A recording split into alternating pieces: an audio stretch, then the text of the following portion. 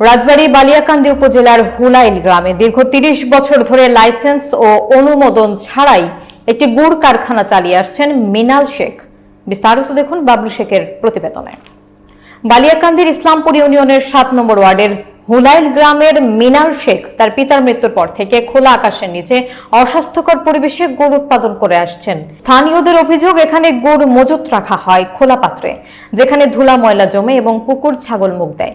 এমনকি গলে যাওয়া গুড়ের সঙ্গে চিনি মিশিয়ে বাহারি মোড়কে প্যাকেটজাত করে বিভিন্ন হাট বাজারে বিক্রি করা হচ্ছে। বিএসটিআই বা অন্য কোনো কর্তৃপক্ষের অনুমোদন ছাড়াই কারখানাটি পরিচালনা করা হচ্ছে। মালিকের ভাই বিল্লাল শেখ দাবি করেন, সকল দপ্তর ম্যানেজ করে কারখানা চলছে। এলাকাবাসী রমজান সামনে রেখে প্রশাসনের নজরদারি এবং কারখানাটিতে অভিযান চালানোর দাবি জানিয়েছে। অস্বাস্থ্যকর খাদ্য উৎপাদনের বিরুদ্ধে প্রশাসনের হস্তক্ষেপ প্রয়োজন বলে মনে করছেন স্থানীয়রা। বড় বড় হেটা হয়েছে, ছোট করে পুয়া পুয়া বানালি প্যাকেট করে বিক্রি করবে না। ভালো একটা জিনিস আছে, কুলা বলে ওইটা তো খায় না, ভালোটা তো খায় না, জাল করে দিস এখন খাইতেছে। তো খারাপটা খাওয়ালে অপরাধ। এটার মধ্যে হালকা চিনি দিব, দিয়ে জাল দিয়ে আমি বাজারজাত করব। এটা এখন বর্তমানে স্বাস্থ্যসম্মত না, শুধু আমার এই জাত না, বর্তমানে আপনি রাজবাড়ী জেলার সবাই একই পর্যায়ে বেচা।